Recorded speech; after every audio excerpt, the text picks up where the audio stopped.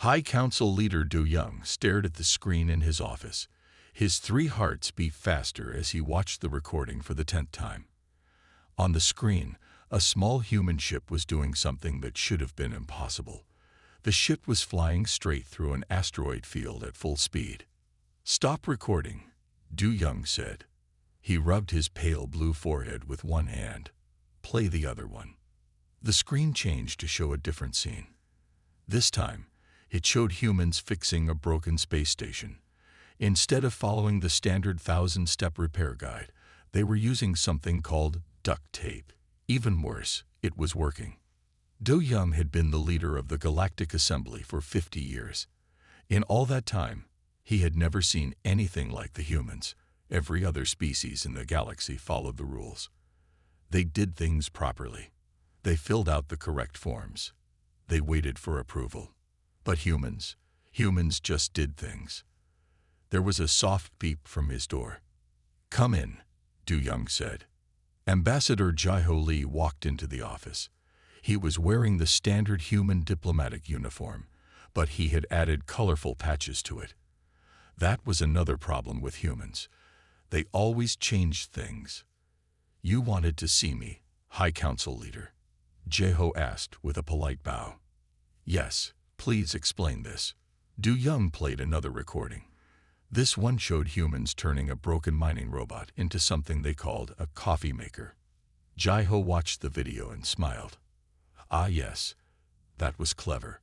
We needed coffee, and the mining robot wasn't working anyway. So why not?" "Why not?" Du Young's voice went up. "Why not? Because there are rules. There are proper ways to do things." "But our way worked," Jai-Ho said calmly. "And now the miners have coffee. They're happier and work better." Du Young stood up and walked to his window. Outside, he could see the great city of the assembly.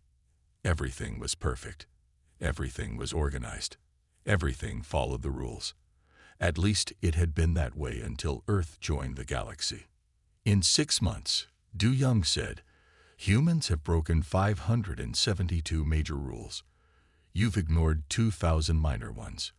You've created chaos in our perfect system. But we've also solved problems that no one else could," Jai-Ho pointed out.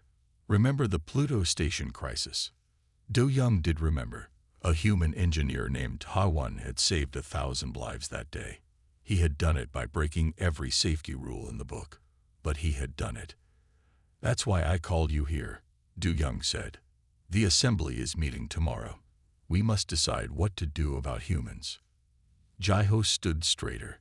"Are you going to kick Earth out of the assembly?" "No." Du Young turned back to face the human. "Some members want to. But others think we should study you. Learn from you. They think your chaos might be useful." "Chaos?" Jai-Ho smiled again. "We don't call it chaos. We call it innovation." Du Young sat back down at his desk. He looked at one more recording. This one showed human children playing with blocks.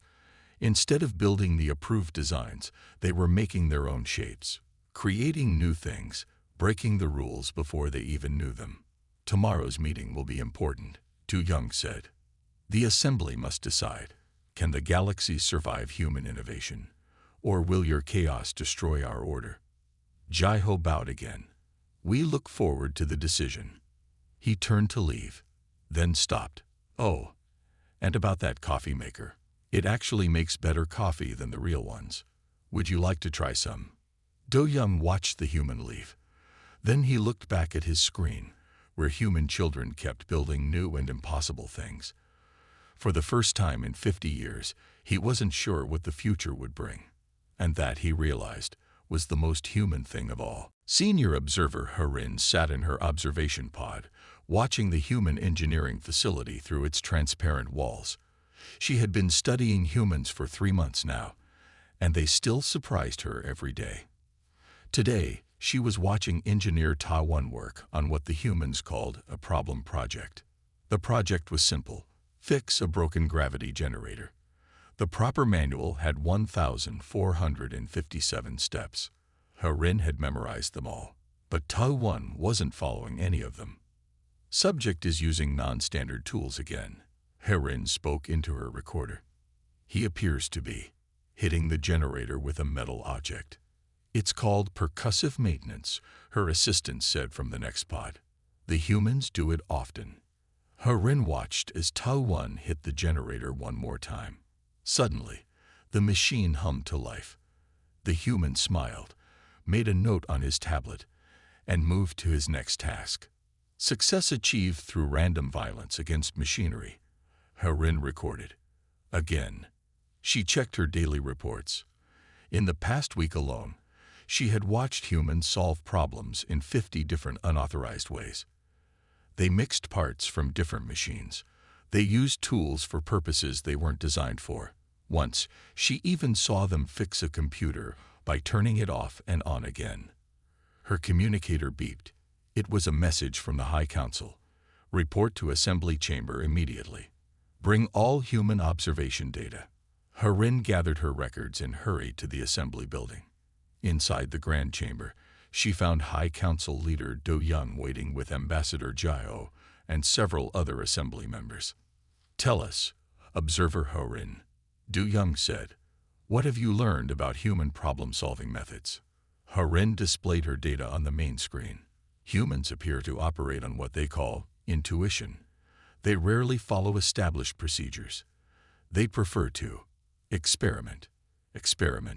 One of the assembly members looked horrified, without filing the proper experimental procedure forms.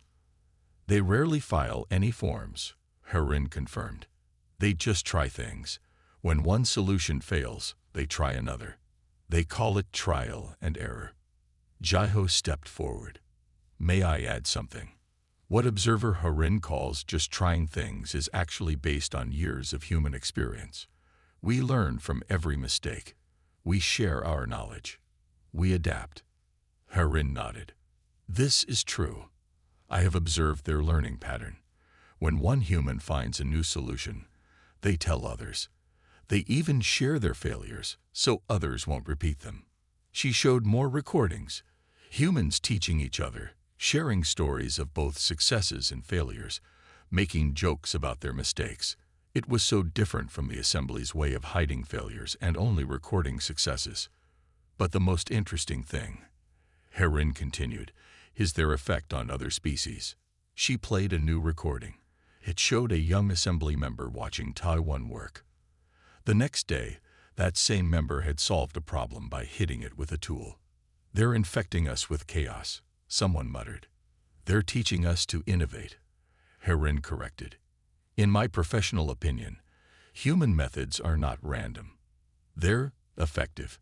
Different, yes. Frightening, perhaps, but effective. Do Young looked troubled. And your final recommendation? Herin looked at her data one more time. She thought about everything she had seen. The mistakes, the successes, the learning, the sharing. She thought about Taiwan fixing machines in ways that shouldn't work, but did. My recommendation, she said carefully, is that we have much to learn from them.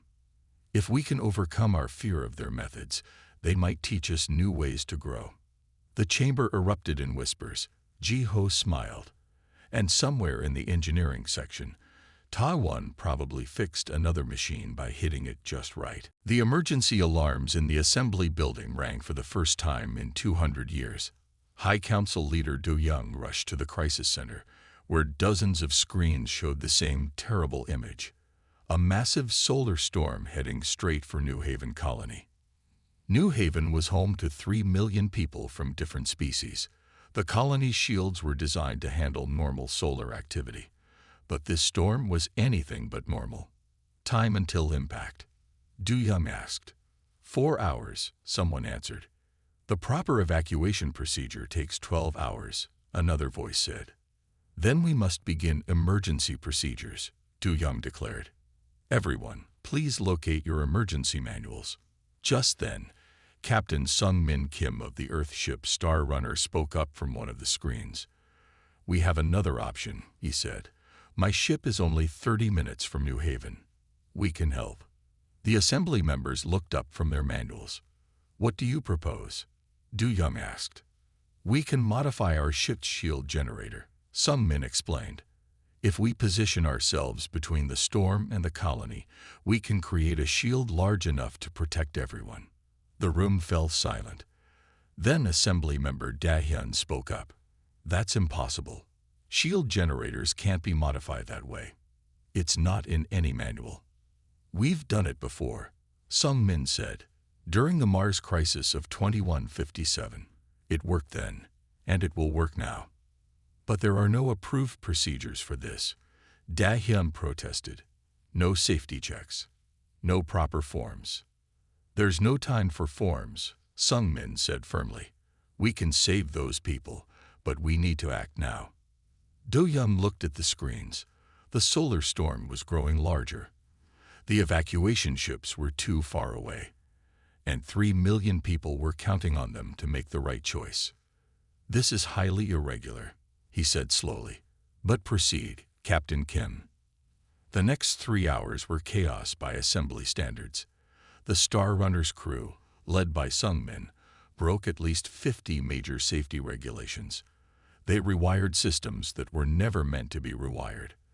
They pushed engines beyond their rated limits. They ignored every warning light and alarm. The Assembly members watched in horror as the humans worked. Harin recorded everything, her fingers trembling as she documented each violation of standard procedures.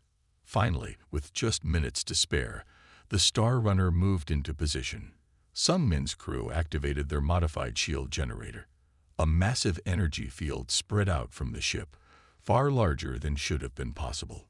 The solar storm hit with tremendous force. The Star Runner's shield glowed bright white under the assault. Warning signals screamed from every system.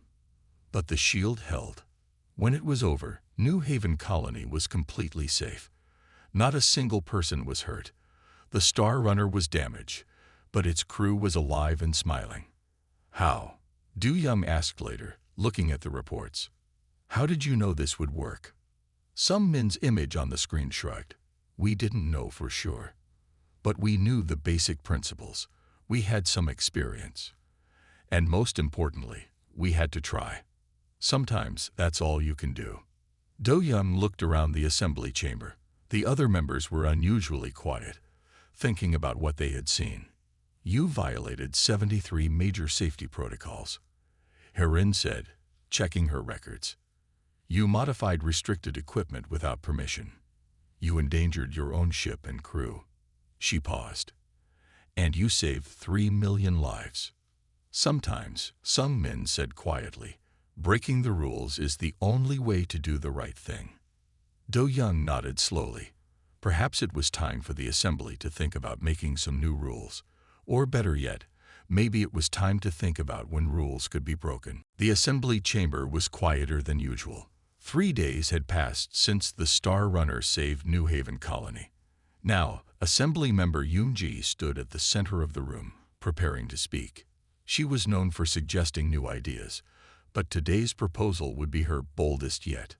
Honorable members of the Assembly, she began, the events at New Haven have shown us something important. Sometimes, the old ways are not the best ways. Whispers filled the chamber. Assembly Member Da-hyun frowned from his seat. He had spent 50 years enforcing the Assembly's rules, and he didn't like where this was going.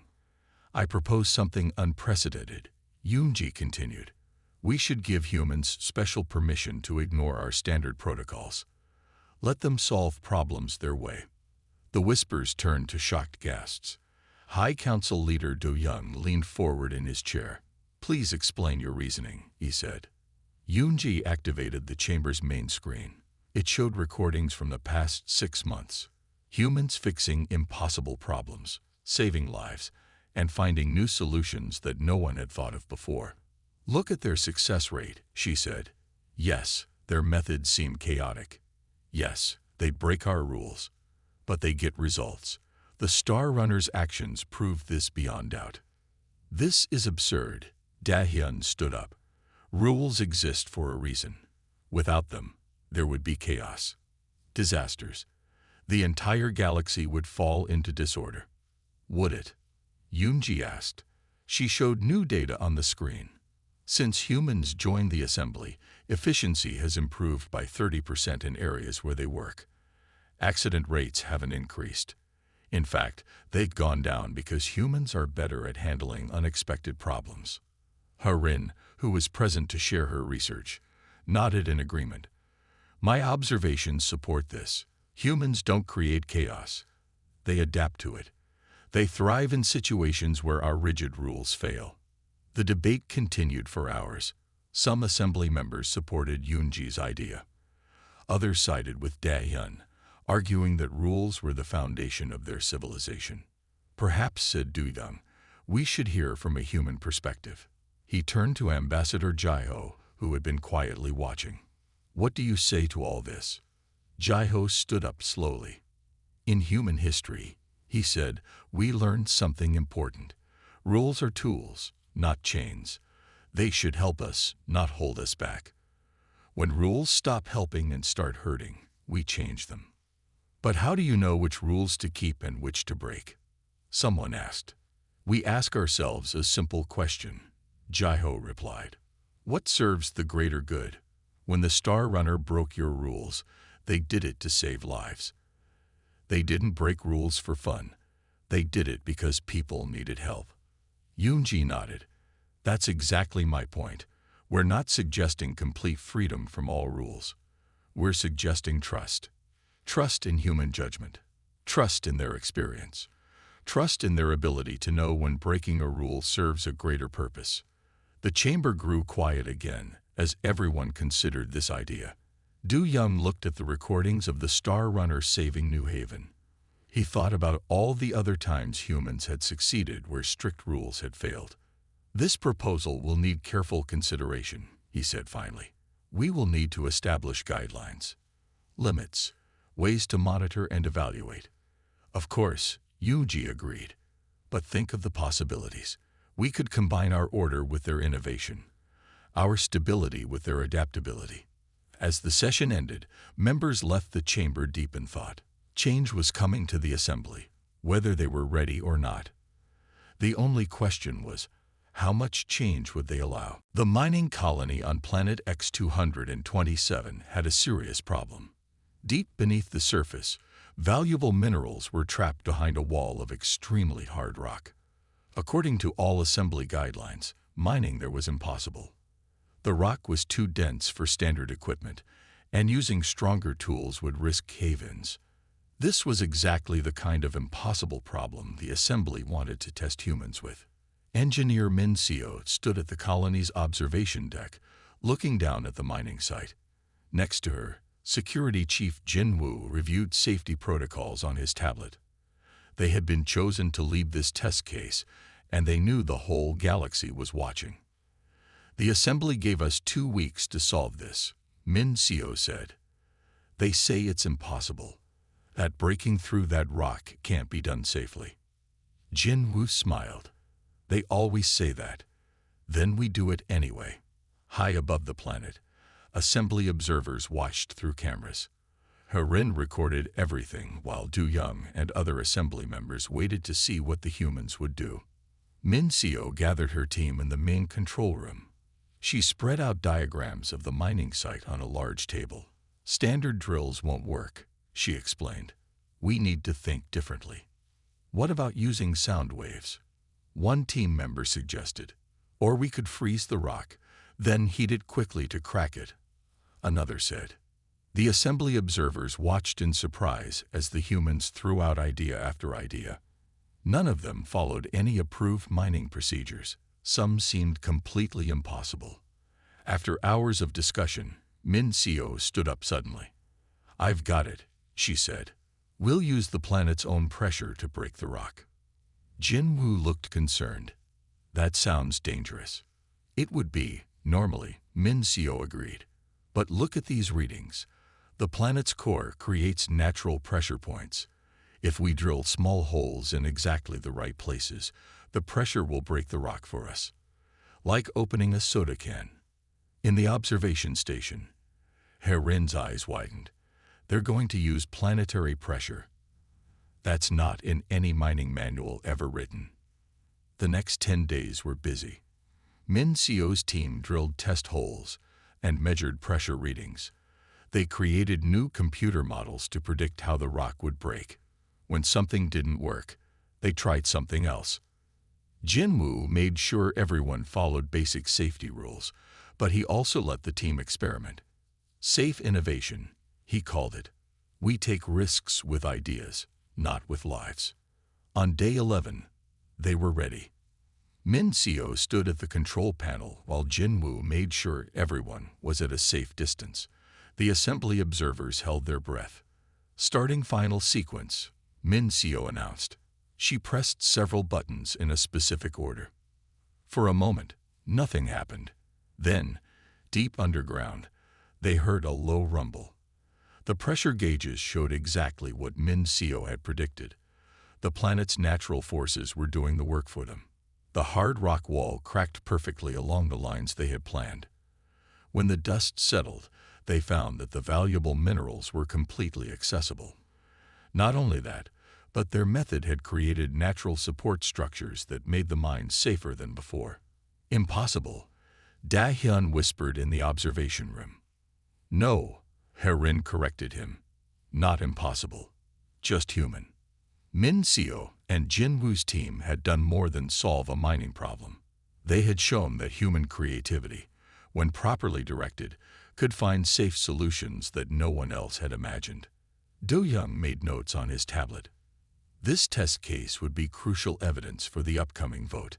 The humans had proven they could innovate while still respecting basic safety needs. Perhaps there was hope for a middle ground between chaos and control after all. The day of the historic vote arrived. The great assembly chamber was full. Every member from every species had come to decide the future of human innovation in the galaxy. The room buzzed with quiet conversations as everyone waited for the session to begin. High Council leader Do-young stood at the center platform. Today, he announced, we'd vote on the Human Exception Protocol. This would allow humans to operate outside our standard procedures when necessary. Assembly member Da-hyun immediately raised his hand to speak. Before we vote, we must consider the dangers. Humans have already influenced many young members of our species.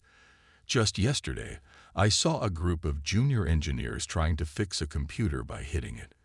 Several members nodded in agreement, but then Assembly member Sua stepped forward. She was known for her careful research and detailed data analysis. I have spent 3 months studying the effects of human innovation, Sua said. She displayed her findings on the large screens around the chamber. The data shows something interesting. In areas where humans work freely, problems are solved 40% faster. Accidents have decreased by 25%. New solutions are found for old problems. The chamber grew quiet as members studied the numbers. Sua continued, but here's the most important finding.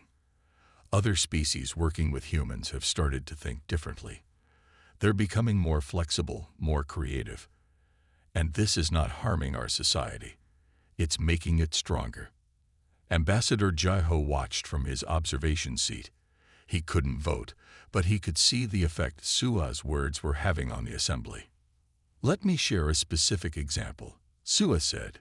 She showed footage from a space station where humans and other species worked together. When a critical system failed, the human engineer suggested an unusual solution. Instead of dismissing it, her alien colleagues helped improve the idea. They combined human creativity with our technical knowledge. The result was better than either species could have achieved alone. Herin stood up next. My research supports this conclusion. Humans don't just break rules. They help us understand when rules need to change. They show us new possibilities. The debate continued for hours. Some members worried about safety. Others feared losing their cultural identity. But more and more, they began to see the potential benefits. Finally, Do-young called for the vote. We will use the traditional voting crystals, he said. Blue for yes, red for no. One by one, assembly members placed their crystals in the ancient voting bowl. Each crystal glowed as it was added. The room was silent except for the soft clink of crystals falling. When everyone had voted, Do-young approached the bowl. The mixed colors swirled together, then began to separate as the bowl counted the votes. Everyone held their breath. Slowly, the blue crystals moved to form a larger group than the red ones. "The vote is complete," Du Young announced. "By a margin of 62%, the human exception protocol is approved." A murmur spread through the chamber. Some members looked worried, others relieved. Jiho smiled quietly from his seat. "This is a historic moment," Du Young said. "For the first time, the Assembly has voted to allow controlled chaos. May we be wise enough to learn from it." As members began to leave the chamber, Sua approached Jiho. "Things will be different now," she said. "Yes," Jiho agreed. "But different can be good. Sometimes the best way forward is to try something new." 1 month after the historic vote, Ambassador Jiho sat in a bright meeting room with Horin. They were working on the final details of the human exception protocol. Screens around them showed data from various human projects across the galaxy. "The basic rule is simple," Jiho explained, pointing to a diagram. "Humans can ignore standard procedures if they have a good reason and can explain their plan." Horin nodded as she made notes. "But they must still follow basic safety rules." "Always," Jiho confirmed. "We want innovation, not accidents. The goal is to solve problems, not create new ones." Their meeting was interrupted by an urgent message. On a colony world, a group of young aliens had tried to fix a transport ship the human way. They had almost caused a serious accident. "This is exactly what we worried about," Herin said. "Others are trying to copy human methods without understanding them." Jiho thought for a moment. "Perhaps we need to add something to the protocol. Not just rules for humans, but guidelines for teaching others." They spent the next several days creating a new section called Safe Innovation Training. It explained how humans could teach their methods to other species in a controlled way. The training would start with simple problems and gradually move to more complex ones. On another planet, Engineer Tawan was already putting these ideas into practice. He had set up a workshop where aliens could learn human problem-solving methods. Today, he was teaching a group about thinking outside the box. "The important thing isn't breaking rules," Tawan told his students. "It's understanding why the rules exist and knowing when a different approach might work better." His students were practicing on broken machines, learning when to follow the manual and when to try something new. Some species found it easier than others. The younger ones were usually more eager to try new things. Meanwhile, Du Young was dealing with complaints from some assembly members. They worried that too many things were changing too quickly. "Change is already happening," he told them. "The human exception protocol doesn't cause change. It helps us manage it safely."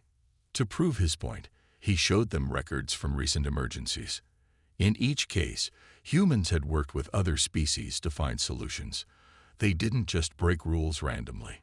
They carefully chose when to follow standard procedures and when to try something different. Assembly member Sua created a special database to track all human innovations.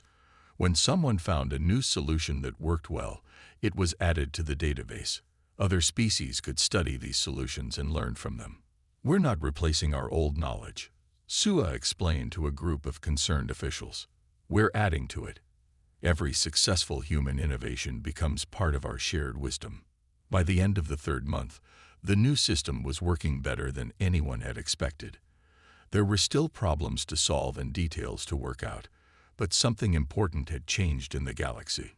In his office, Jiho looked at a message from Earth. More humans were being invited to work on different worlds. Their creativity and problem-solving skills were in high demand. "How are you managing all the requests?" Herin asked him. Jiho smiled. "We're handling it the human way, adapting as we go and learning from our mistakes." Outside his window, a group of alien engineers walked past, talking excitedly about a new solution they had discovered. They weren't just copying human methods anymore. They were beginning to understand the deeper principle. Sometimes the best solution is one that hasn't been tried before. 1 year had passed since the Assembly voted to accept human innovation. High Council leader Du Young stood at his office window, watching ships move through the busy space lanes. Many of them used new flight patterns the humans had introduced. They moved more efficiently now, saving time and fuel. Du Young picked up his tablet and opened the latest report. The changes in the past year had been remarkable. The galaxy wasn't the perfectly ordered place it used to be, but it was more alive, more dynamic. Problems that had existed for centuries were being solved in new ways. In the engineering section, Taiwan was teaching a class that would have been impossible a year ago. The room was full of students from 20 different species, all learning about something humans called creative problem solving. Remember, Taiwan said to his class, the goal isn't to break rules. The goal is to find the best solution. Sometimes that means following the old ways. Sometimes it means trying something new. A young assembly member raised her hand. But how do we know which way is right? Taiwan smiled. That's the most important lesson. You have to understand both the rules and the problem. Then you can make a smart choice. In her observation pod, Rin was writing the final section of the official galactic survey. The new section was titled A Guide to Surviving Human Innovation. She read over what she had written. Humans are not as chaotic as we once thought. Their methods seem random at first, but there is usually careful thinking behind their actions. They break rules not because they want to cause trouble, but because they see possibilities we might miss. The key to working with humans is understanding that they view rules differently than we do. To them, rules are tools to help solve problems. When the tools don't work, they look for new ones. In the past year, we have learned much from humans, but perhaps the most important lesson is this: there is more than one way to solve a problem. The universe is too big and too complex for any single set of rules to cover everything. Ambassador Jeho visited Du Young's office for their regular meeting. They had become friends over the past year, despite their different ways of thinking. The latest numbers are impressive, Du Young said, showing Jeho the reports. Efficiency is up. Problems are being solved faster. Even Dahyun admits the new system is working. And how are you feeling about all the changes? Jeho asked. Du Young thought for a moment. A year ago, I worried that human chaos would destroy our order. Now I understand that we needed both. Order gives us stability. Innovation helps us grow. He pointed to a group of young aliens in the courtyard below. They were testing a new device they had invented. It combined traditional assembly technology with human innovations. That's the real success, Du Young said. Not just humans solving problems their way, but all species learning to think in new ways. We're becoming better together. Jeho nodded. That's what humans have always believed. The best solutions come when different ideas work together. As they watched the young inventors below, a small warning light started flashing on a nearby console. Once, this would have caused panic and a search through manuals for the proper procedure. Now, Du Young simply smiled. Shall we see what new solution they come up with this time? The galaxy was changing. It wasn't always neat and orderly anymore, but it was stronger, more adaptable, and ready for whatever challenges the future might bring.